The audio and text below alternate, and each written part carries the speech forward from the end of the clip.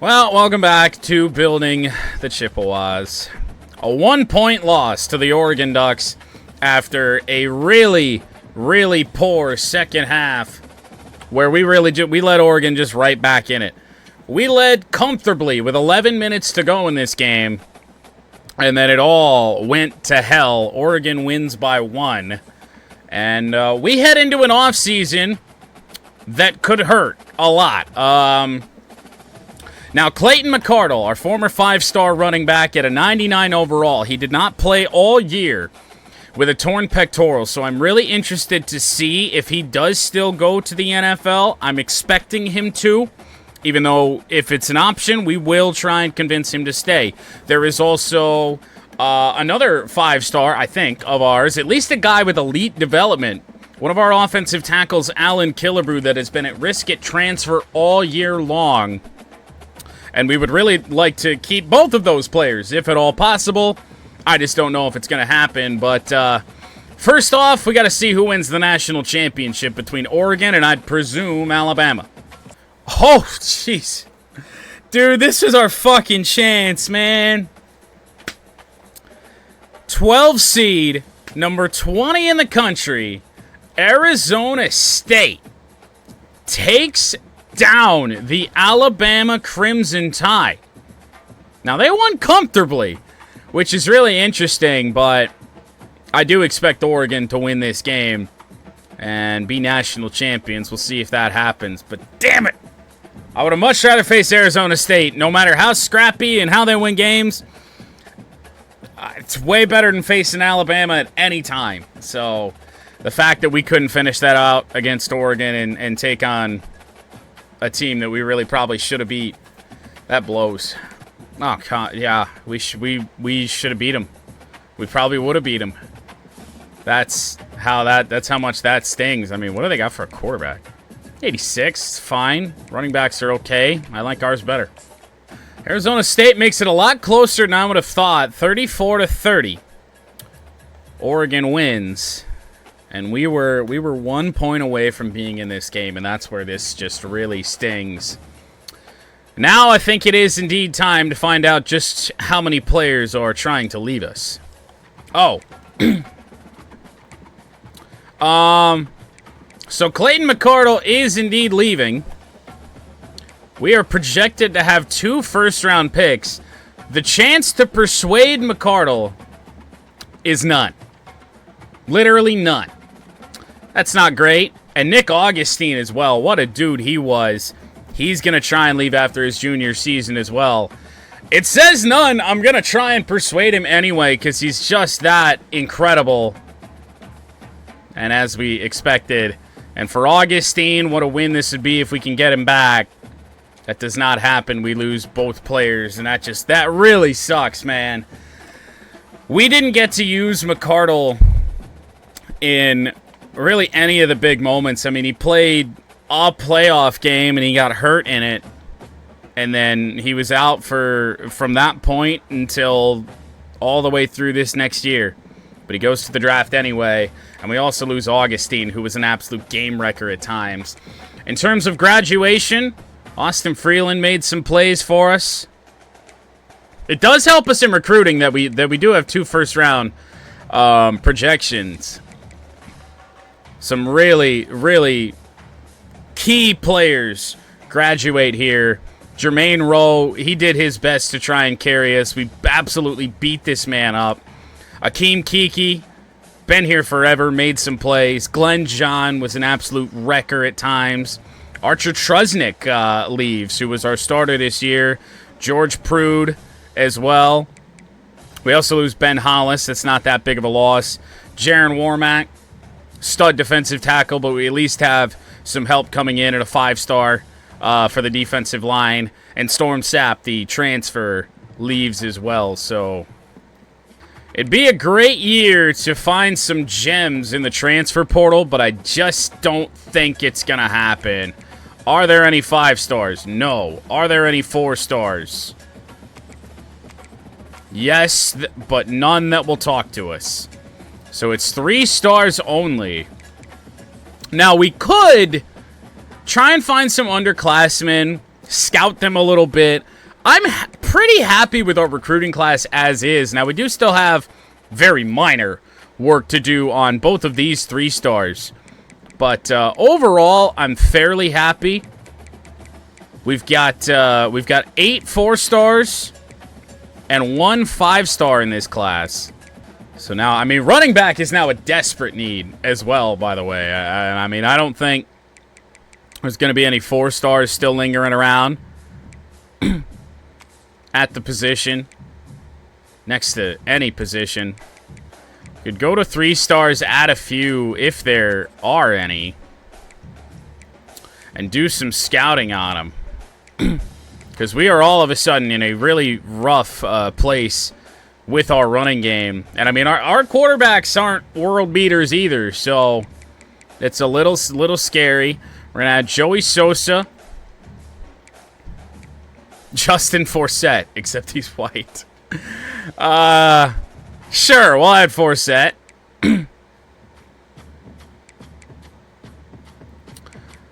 I'd like to find some receivers as well to hopefully bring in here. Now, we do lead. Actually, Willie Thoos here has already signed on. So that's good news. The number 18 receiver in the class. Hopefully a future number 1 guy for us. And, okay, so we got 2 4-star receivers coming in. That's not bad. Hopefully they're good off rip. When it came to tight ends, we didn't find any 4 stars. I don't think there were any 5s. Have we signed any? Nicholson, McChesney. We've signed a couple, but tight end is just such a question mark for us right now. So after we added those running backs, I feel like maybe tight end and corner are positions that we should really think about. Number 6's position in the transfer portal, DeMarcus Tam. Played previously at Cal, although he is a 2-star. We're going to need any help at tight end we can get. And then corner. Hopefully there's not even a 3-star corner that's willing to talk to us in the portal. That blows. Hakeem Ezektual? I have no idea. We'll have to learn that if we land him. So very minor work being done here in the off-season recruiting stage. But we are going to add a few more players to our class here. We got plenty of hours to do so. We got hours to scout as well. When it comes to Joey Sosa, he's just a 3-star. But hey, we've had a lot of success with some 3 stars, so that's fine. Pretty much as long as they're not busts. We're in a good way. Forsett. Okay. Tam. Just a 2-star. Oh, boy. Well, hopefully you're coming here, too.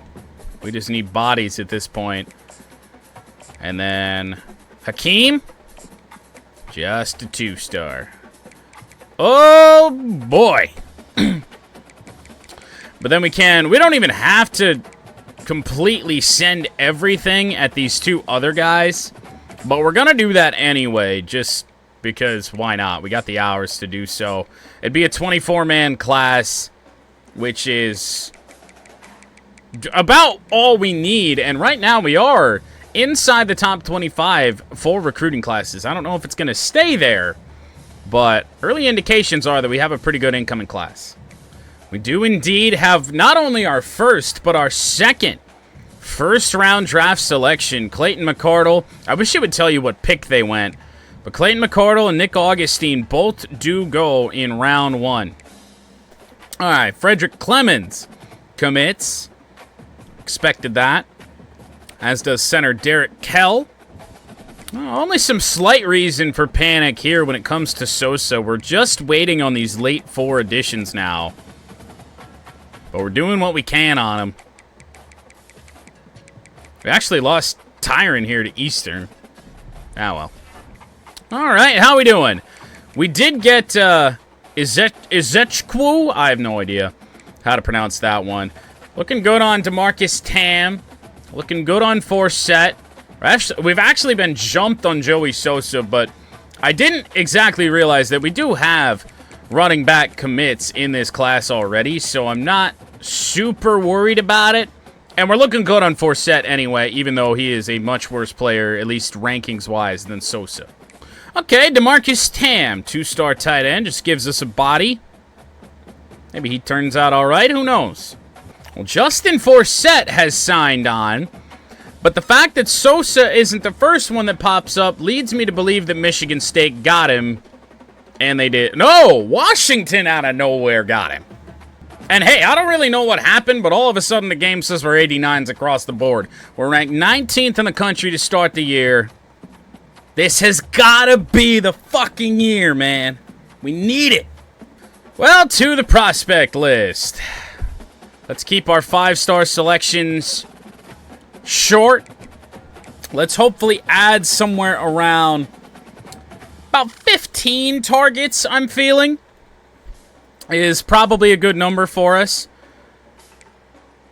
We got a 4-star that we're first on the board for. We have a 5-star that we're already 6th. The number 4 quarterback in the country, Terrence Bowie.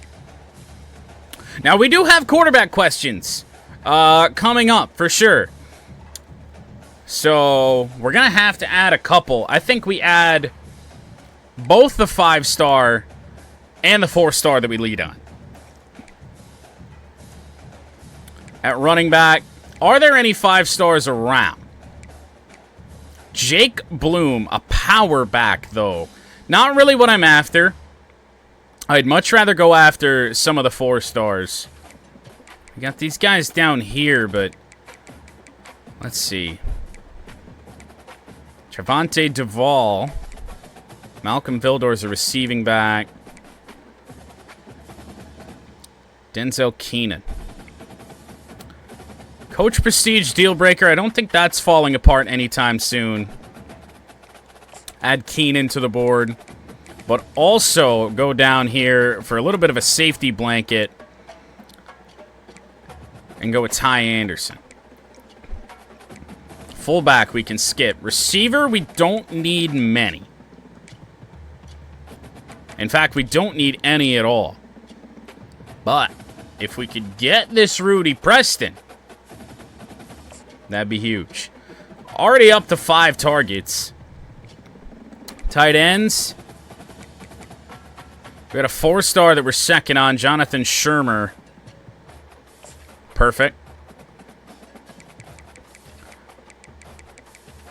Demario Hankerson at left tackle, a 4-star. We're 9th on. Should be able to make progress up on him, hopefully well enough. Offensive guard is a little bit... Oh, no, not so much. Jamar Abram. He gets added to the board. Center isn't a need. Defensive end is... Power rusher in Taven Hillis. And a power rusher in Zach Woods. 4th. We'll go for the guy that's 4th in the country at his position. It's more realistic for us. Defensive tackle, not listed as a need. Outside linebacker is, and options are aplenty. We got a run stopper. 2 run stoppers here. Imani Vaughns, pass coverage, 7th outside linebacker in the country. Perfect. Let's actually add a couple. Middle linebacker, a need. We'll add a couple here, too. We might overshoot our target just a little bit. I do like the field general linebackers. Taylor Samuel. Give that a go. Do we add a couple middle linebackers? I think we do. There's no 4-stars that are looking at us immediately. Let's throw Will Hyde in there, too. Corner, Doug Scherf, Kane Thorne, brand exposure deal breaker, but in-state. I like it. Safety, not a need. At least over there. Strong safety is Paul Lloyd. That was strong safety? Yeah? Okay. So we overshoot our target just by a little bit. We have 17 prospects on the board. Let's move the 5 stars to the top. There's not many. We're not going after many. 4-star heavy class. First chance at recruiting. We didn't do anything with Keenan, but that's okay. Early on, I feel like the best way to go about this might be to just be a little bit conservative. So we're going to be able to get most, if not all, of these guys. And just get some early interest going and then be aggressive later on. Crack the top 8. That's all we need to do. And see how it goes. Now, we're going to have plenty of hours to get this done, so we can be more aggressive when it's needed. And the good news is that we did target a good chunk of players that were already interested in us anyway.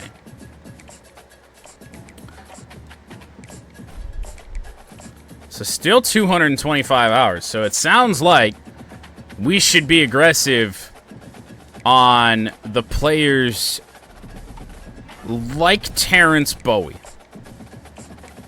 Now, he's just in that stupid zone where we can't spend a whole shit ton on him.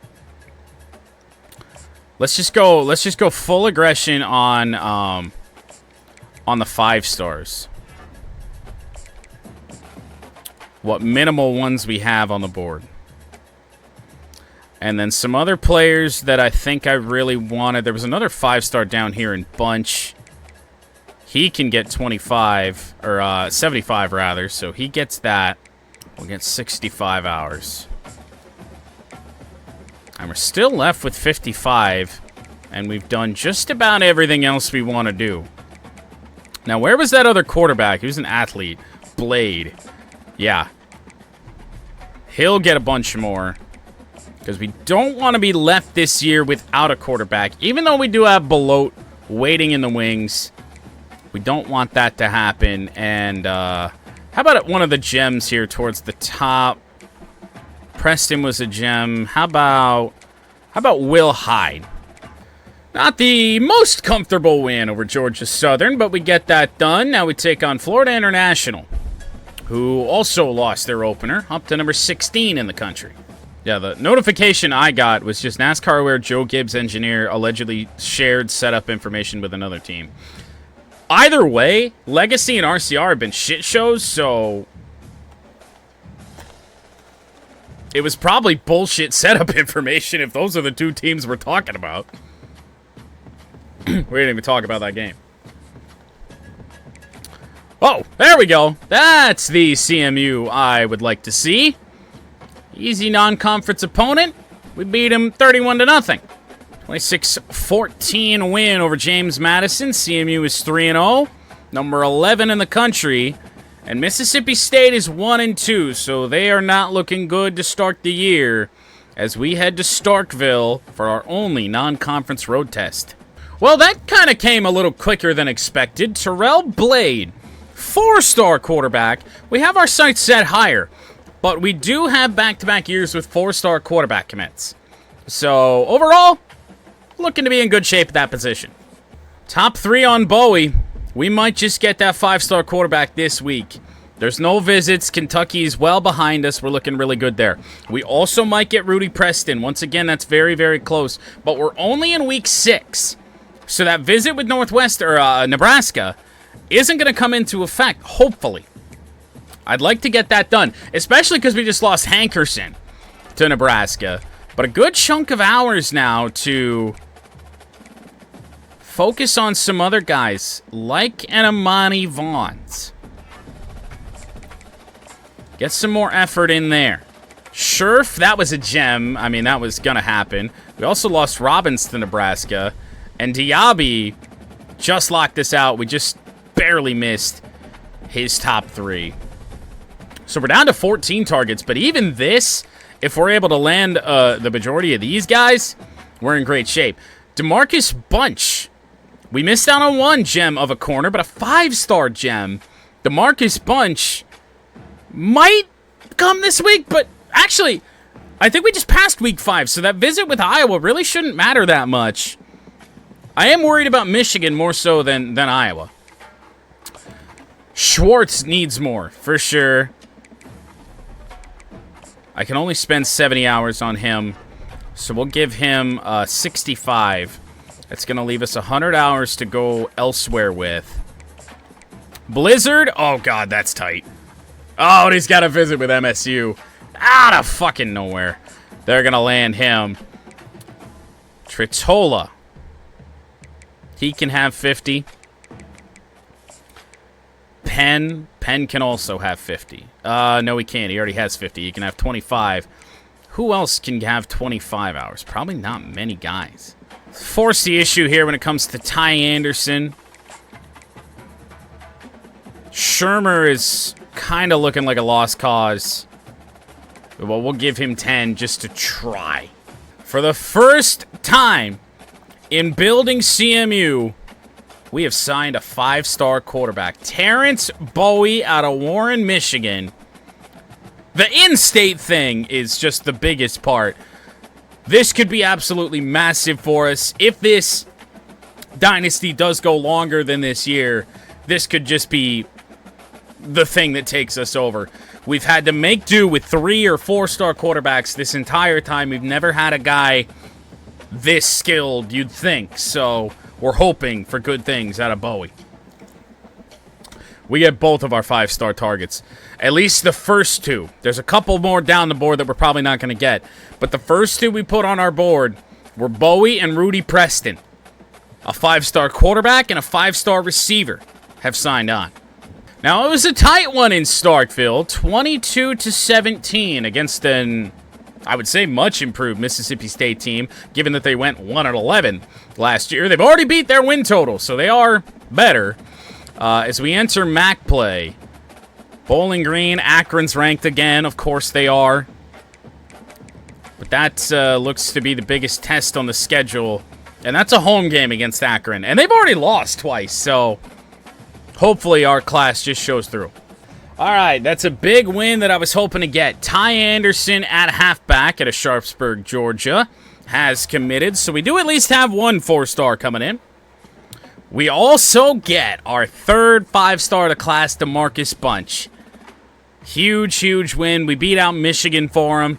And I believe this is a gem of a 5-star as well. So that is huge. We lose our MAC opener to Bowling Green by 10. A team under 500. Big wins on the recruiting trail. Big L's on the field. All right, Jamar Abram. Another recruiting win for CMU. The 4 stars should hopefully start rolling in now. At right guard, always good to have solid options at offensive guard, just offensive line in general, to help out these quarterbacks that who the hell knows what we're getting out of them. We handle Western Michigan. Faced them in the MAC championship game last year, 26-21. Western falls to 2-5. We face another 2-5 team now in Northern Illinois. Nate Kurtz, 3-star, has committed. It's an offensive lineman, always nice to have. 21-3 win over Northern Illinois, 2-6 at IU. Very nice performance. 89s across the board on this team. We take on Ohio, as we are now ranked 15th in the country. 4 games remaining. This Ohio game and this Kent State game are the ones that worry me. 2 losses, and we get into scary territory. Gotta hope that this roster that we built is able to win these games, man. Come on, Dell! I need a MAC Offensive Player of the Week award for Dell LaRue. We're inside of his top 3, in fact, leading his top 3 anyway. We're not going to make any progress, which is the scary part, I don't think, but I don't know, we'll see what happens. Kurtz got the commit. Leading there. Trailing here. Overall, we're looking fairly good. Outside of here with Kerpikis, who I kind of forgot about. We'll send a little bit of a Hail Mary, but I don't think it's going to help us here get him.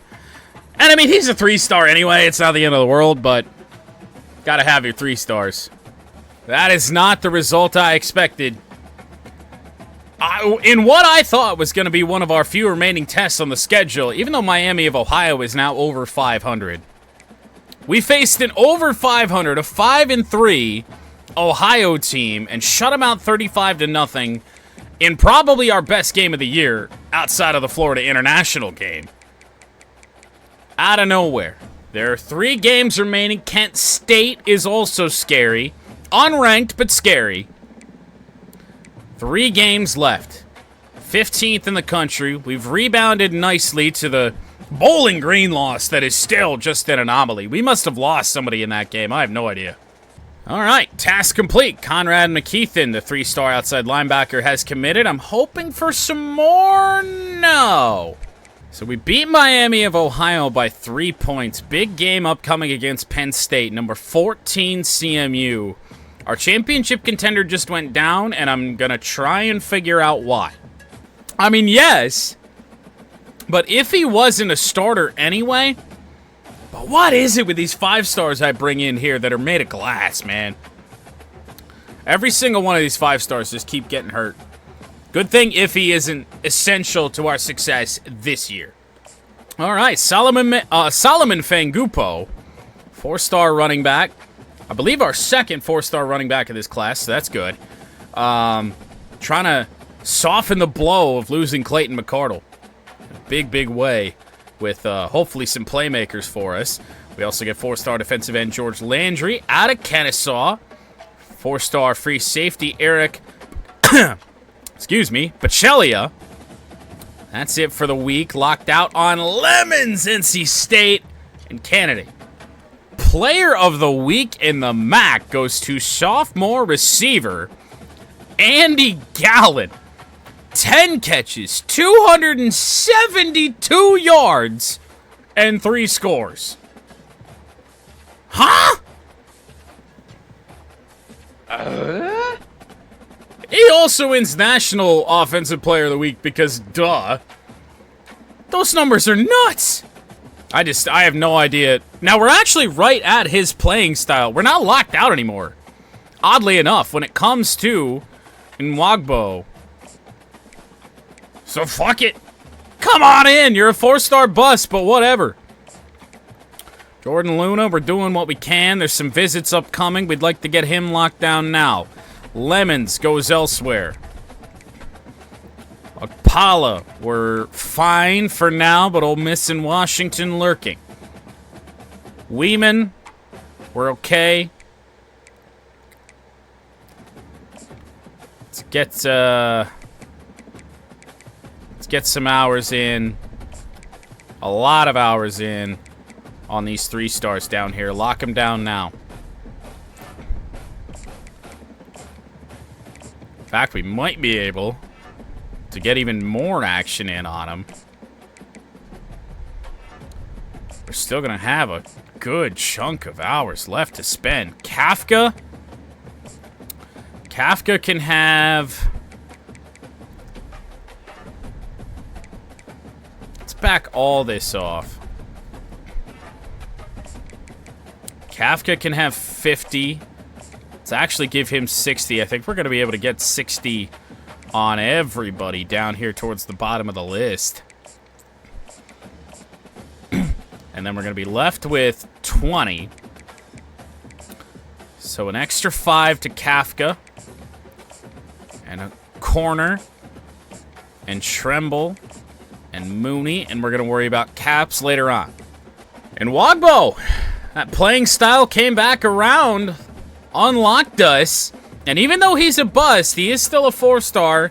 So we'll see. Maybe he's got a high overall bad dev trait. That's kind of what we're hoping for. We also get 4-star center Jordan Luna. Probably not going to play center. Probably going to be a guard or a tackle, but that's okay. 3-star Eric Weeman. And that's it for the week, but leading on everybody else, nobody locks us out. All right, so I'm going to take that as we beat Eastern Michigan in the MAC championship for what I do believe is the 6th straight season. And this time, it is the Ball State Cardinals. Last 2 years, we faced different opponents after facing Akron for 4 straight. Feeling really good. This team is, once again, for the 2nd straight year, CMU was a 1-loss regular season team, but fucking Bowling Green, man. We were that close to going undefeated. And a weird Bowling Green win? That's what ends it? Our first MAC game? We scored 10 in the 4th quarter to make it close. We got shut out for the first 3 quarters. But then we go on a streak in the rest of MAC play to finish 11-1, taking down Akron, who finishes the season unranked. We are the only ranked team in the MAC. Big recruiting win right there. Wasn't sure if we were going to get Ukpala, but we do. Another 4-star added to the class, our 9th, to go along with 3 5-stars. We also get AJ Kafka, defensive end. Not locked down on anyone. So we are in the MAC championship game for, I do believe... I actually can't scroll back any farther than 2031 now, which is really interesting. I do believe we have made the MAC championship game every single year that was here. The 2031 game, if I'm correct, was the blown MAC championship game to Toledo, where we wound up in the Camellia Bowl. Then we won the MAC championship to wind up in the Camellia Bowl. This has been insane. But 11-1. We have double-digit wins for the 6th consecutive year. And I mean, I want to say we're looking fairly good for the playoff, but who knows? I mean, bowl projections. We don't go into this screen very often. I don't know if this really goes in and shows us what we're looking at. It's currently got us in the Cotton Bowl, which would mean a 1st-round bye. That would obviously be very nice. And it's, I do believe, the only big bowl game we haven't made yet is the Cotton Bowl. So, hey, I'm good with it, even though there's no guarantee we go there. 1st-round matchup this year, Rose Bowl, Sugar Bowl, Orange Bowl, Cotton Bowl.